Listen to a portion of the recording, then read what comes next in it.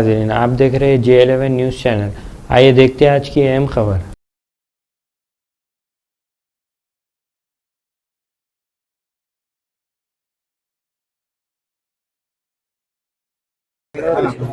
ఊరుకొండపేట ఆంజనేయ స్వామి ఆలయము, ఊరుకొండ మండల్, ఊరుకొండపేట ఆంజనేయ స్వామి ఆలయం దగ్గర మొన్న శనివారం రాత్రి నాడు ఒక దుర్ఘటన జరిగింది. చాలా బాధాకరం. ఒక మహిళ పైన బలాత్కారం జరిగిందని ఆరోపణలు, అదేవిధంగా జరిగిందని ఇన్వెస్టిగేషన్ జరుగుతుంది. ఇక్కడ ఈఓ గారు, మా టెంపుల్ చైర్మన్ ఇక్కడ ఈరోజు నా పక్కన ఉన్నారు. వీళ్ళు ఈ దుర్ఘటన జరగంగానే పోలీసు వాళ్ళు ఎవరైతే ఉన్నారో దాదాపు 8 మంది అని చెప్పడం జరుగుతుంది. ఇన్వెస్టిగేషన్ జరుగుతుంది. ఆ మహిళ వాళ్ళు మాకొక్కటే విజ్ఞప్తి, వాళ్ళ పేర్లు కానీ వాళ్ళ గురించి మాట్లాడొద్దని రిక్వెస్ట్ చేసినారు. ఎందుకంటే మన ఇంట్లో కూడా ఎవరికైనా జరిగినా కానీ మనకు తెలుసు ఆ బాధ ఎంత ఉంటుందని చెప్పేసి. కాబట్టి వాళ్ళ గురించి పేర్లు నేను తీసుకోను. జరిగింది మాత్రము మంచిది కాదు. ఇంత మంచి పెద్ద ఆలయం దగ్గర, అది కూడా ఆలయం నుంచి 500-600 మీటర్ దూరంగా కొంతమంది తప్పుడు ప్రచారాలు చేస్తారు. గుడి దగ్గర జరిగిందనేది, గుడికి వచ్చింది, దర్శనానికి వచ్చింది వాస్తవము.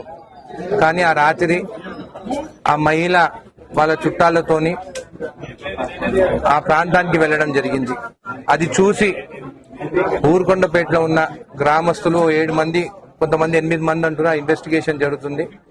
వాళ్ళ ఆ మహిళల్ని పట్టుకొని వాళ్ళ చుట్టమున్న మనిషిని చేతులు కట్టేసి బలాత్కారం జరిగింది. ఆ రోజు జరిగిందని కాదు, జరిగింది, అది నిజము. ఈ రాక్షసులు చేసిన పనికి ఈ రోజు నిజంగా ఊరుకొండపేట గ్రామస్తులు కానీ, నా జడ్చర్ల నియోజకవర్గాన్ని తలదించుకున్నట్టయింది. మాకు నిజంగా బాధాకరము. ఖచ్చితంగా ఆ రాక్షసులని వదిలే ప్రసక్తే లేదు. ఎవరైనా ఉండని. కొంతమంది వచ్చి చెప్పినారు, దాంట్లో 6 మంది బీఆర్ఎస్ వాళ్ళు ఉన్నారు, 2 బీజేపీ వాళ్ళు ఉన్నారని. అంటే వాళ్ళకి లింక్ అయిన ఆ పార్టీలు ఉన్న సభ్యులు వాళ్ళు. అయినా కానీ నేను ఈరోజు ఆ పార్టీ పెద్దలను కానీ ఎవరిని కానీ నేను చిల్లర రాజకీయాలు చేస్తానని. ఎందుకంటే ఏ రాజకీయ నాయకులైనా కానీ ఆ పార్టీలో ఇలాంటి చేయని చెప్పి మాత్రం ఎవరు చెప్పరు. కానీ ఆ వాళ్ళు ఎవరైతే చేసినారో వాళ్ళు ఏందనేది మీకు చెప్తున్నాను. ఇన్వెస్టిగేషన్ జరుగుతుంది. ఇంకా ఇన్వెస్టిగేషన్ కంప్లీట్ కాలేదు, ఎంక్వైరీ కంప్లీట్ కాలేదు. ఖచ్చితంగా ఇలాంటి ముందు కూడా ఈ ప్రాంతంలో, ఎందుకంటే మొత్తము గుట్టలు జంగల్ ఉన్న ఏరియా వెనకాలంతా, ఇట్లా కొంత ముందు కూడా ఇట్లా జరుగుతుందని కూడా కొన్ని మాకు డౌట్స్ కొన్ని ఉన్నాయి. కాబట్టి అవి కూడా ఇన్వెస్టిగేషన్ చేస్తాం. ఎందుకంటే ఎవరైనా అక్కడికి ప్రాంతానికి, ఆ ఏరియాకు పోతే వాళ్ళని పట్టుకొని ఈ 7 మంది వీళ్ళతో ఉన్న ఇంకెంతమంది ఉన్నారు కూడా వాళ్ళు కూడా బయటికి వస్తారు. వీళ్ళు ఇలాంటి పనులు చేస్తుందని చెప్పి కూడా మాకు కొంచెం ఇన్వెస్టిగేషన్ కొంచెం ఇన్ఫర్మేషన్ వచ్చింది. ఆ ఇన్వెస్టిగేషన్ కంప్లీట్ అయిన తర్వాత ఖచ్చితంగా పోలీసు వాళ్ళు అదే బయట మీకు కూడా మీడియా కూడా చెప్తారని చెప్పి కూడా మీకు తెలియజేస్తున్నాను. ఈ రోజు ఈ ఆలయం మన సీఎం రేవంత్ రెడ్డి గారు కానీ జెడ్పీటీసీకి నిలబడ్డప్పుడు ఇక్కడికి ఆలయం నింటే దేవుని ఆశీస్సులతో నామినేషన్ వేయడం జరిగింది. దాని తర్వాత 3 సార్లు ఆయన ఎమ్మెల్యేకి నిలబడ్డప్పుడు కూడా ఇక్కడనే ఆశీర్వాదం తీసుకోవడం జరిగింది. అదేవిధంగా నేను కూడా మన ఎమ్మెల్యేకి నిలబడ్డప్పుడు కూడా నేను కూడా ఇక్కడికి వచ్చేసి దేవుని పాదాలపైన నా బీఫామ్ పెట్టి నేను బీఫామ్ వేయడం జరిగింది. ఈ రోజు ఇంత పవిత్రమైన స్థలం గురించి అందరూ మాట్లాడుతుంటే నాకు కూడా బాధగా అనిపిస్తుంది. ఆ కుటుంబ సభ్యులకు ఖచ్చితంగా మేము అందరం అండగా నిలబడతాం. ఎందుకంటే అది జరిగింది మంచిది కాదు. మేమందరము, మేము కానీ, మా పార్టీ, మా కార్యకర్తలు కానీ, ప్రతి ఒక్కరు జడ్చర్ల నియోజకవర్గం నుంచి కానీ, ఈ రాష్ట్రం నుండి కానీ ప్రతి ఒక్కరు ఆ కుటుంబ సభ్యులకి అండగా నిలబడతాం మేమని చెప్పి కూడా మీకు తెలియజేస్తాం. కానీ ఈ సమయంలో వాళ్ళకి మనం అండగా నిలబడాలి కానీ వాళ్ళ గురించి కానీ వాళ్ళ పేర్లు కానీ మనం బయట పెడితే అది మంచి సంకేతాలు కావు వాళ్ళ కుటుంబ సభ్యులకు అని చెప్పేసి నేను వాళ్ళ పేర్లు కానీ ఏవి మాట్లాడతలేను.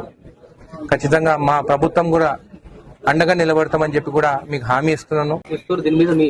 సీసీ కెమెరాలు ఉన్నాయి. పోలీసు వాళ్ళు అక్కడికి వచ్చి వెళ్ళడం జరిగింది. ఇది రాత్రి 11ంటికి ఆ మహిళ వాళ్ళ చుట్టాలతోని అక్కడికి వెళ్ళడం జరిగింది. అది చూసి ఒక సిబ్బంది ఎవరైతే టెంపుల్ అయిన రోజువారీ కూలీగా పనిచేసేటో చూసి వాళ్ళకి ఫోన్లు చేసి పిలిపించినారని చెప్పేసి కొన్ని ఆరోపణలు ఉన్నాయి, కొన్ని ఇన్వెస్టిగేషన్స్ తెలుస్తున్నాయి. సార్ ప్రతి శనివారం పోలీస్ పికెట్ ఏర్పాటు చేస్తారు. ప్రతి శనివారం పోలీసు వాళ్ళు వస్తున్నారు. ఈ రోజు నేను చెప్పినాను ప్రతి శనివారం అనేది కాదు, అంటే శనివారం చూసే ఇవి చేయరు, ప్రతిరోజు ఉండాలని చెప్తున్నాను నేను.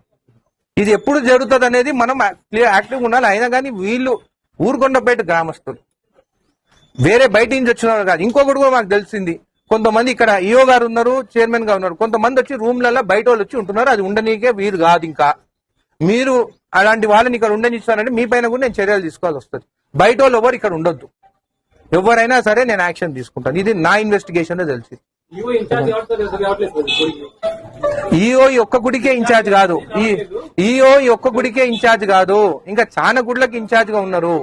ఈ ఈఓ గారు వచ్చిన తర్వాతనే ఇక్కడ అవినీతి అనేది తగ్గింది. అది నేను ఇక్కడ ఏం జరుగుతుంది అనేది కూడా నేను చూస్తాను. ఇప్పుడు మీరు డైవర్ట్ చేయకండి. ఒక మహిళ గురించి ఇక్కడ బలాత్కారం గురించి మేము మాట్లాడుతుంటే మీరు ఈఓ గురించి మాట్లాడుతున్నారు. కొంచెం మీరు మాట్లాడేటప్పుడు ఆలోచించి మాట్లాడండి. మేము ఏ ఇబ్బందిలో ఇప్పుడు ఉన్నామని చెప్పేది. ఈఓ గురించి ఏమైనా ఉంటే మీరు కంప్లైంట్ ఇవ్వండి, ఏమైనా తప్పుడు జరిగితే కంప్లైంట్ ఇవ్వండి, యాక్షన్ తీసుకుంటాము. కానీ మీరు ఆ ఇష్యూ, అసలైన ఇష్యూ డైవర్ట్ చేసి ఇప్పుడు ఈఓ మీద మాట్లాడుతుందంటే ఏమైనా ఉన్నదా?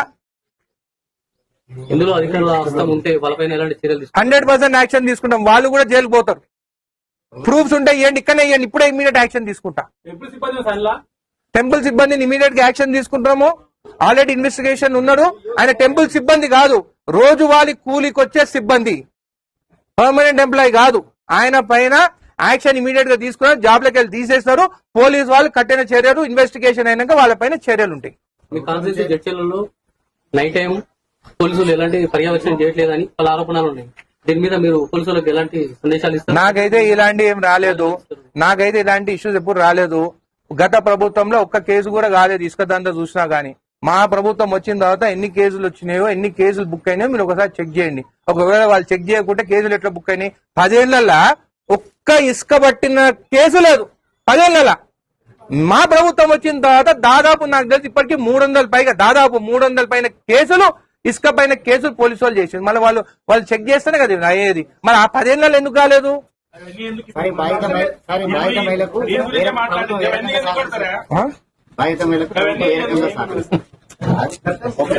ఆ మహిళకి మేము అండగా నిలబడతాం. మా గవర్నమెంట్ వాళ్ళకి సపోర్ట్ గా ఉన్నది. సీఎం గారు వాళ్ళ గురించి మొత్తము ఇన్వెస్టిగేషన్ అయిన తర్వాత వాళ్ళు మాట్లాడారు. ఖచ్చితంగా మా ప్రభుత్వం వాళ్ళకి అండగా నిలబడతాం. ఆల్రెడీ సీఎం గారు నాకు ఆదేశాలు ఇచ్చినారు. సార్ భవిష్యత్తులో మళ్ళీ జరగకుండా ఎలాంటి జాగ్రత్తలు తీసుకుంటారు? సీసీ గానీ సెక్యూరిటీ గానీ చాలా లోపల సెక్యూరిటీ. ఒకటి లైటింగ్ పెంచమని చెప్తున్నాను. లైటింగ్ ఉండాలి ఏరియా అంతా. ఎందుకంటే వెనకాల మొత్తం గుట్టలు ఉన్నాయి. ఎందుకంటే ఇది మొత్తం ఈ చెట్టు తర్వాత ఏం కనిపించదు మనకు కూడా. లైటింగ్ కంచె వేసేది, ఫెన్సింగ్ ఏమని చెప్తున్నాము. ఇంకొకటి ఈ లోపల కూడా ఎండలు ఉన్నాయి కాబట్టి కూడా కొంచెం ఎస్టిమేషన్ వేసి మొత్తం షెడ్స్ కూడా ఏమని చెప్తాను. ఇంకొకటి బయట నుంచి వచ్చిన వాళ్ళు ఎవరైనా కానీ కూడా ఇక్కడ పోలీసు వాళ్ళు కూడా రెగ్యులర్ గా ఒక కానిస్టేబుల్ ఉండేటట్టు కూడా నేను మాట్లాడి ఒక కానిస్టేబుల్ ఇక్కడ ఉండేటట్టు కూడా నేను ఇమీడియట్ గా యాక్షన్ తీసుకోమని కూడా చెప్తాను. బాత్రూమ్ కి తాళాలు వేయడం వల్లనే మహిళ బయటకు వెళ్ళాలి. ఇప్పుడు నేను ఒకటి చెప్తున్నాను. ఇప్పుడు నేను ఏదైనా మాట్లాడినా గానీ ఆ మహిళ కుటుంబానికి ఇబ్బంది పడుతుంది. దయచేసి కొన్ని మనకు తెలిసినా నేను మాట్లాడలేకపోతున్నాను. ఆ కుటుంబ సభ్యులకు అండగా నిలబడుతున్నాను కాబట్టి కొన్ని నేను మాట్లాడలేకపోతున్నాను. चैनल को लाइक कीजिए, सब्सक्राइब कीजिए, शेयर करना ना भूलें।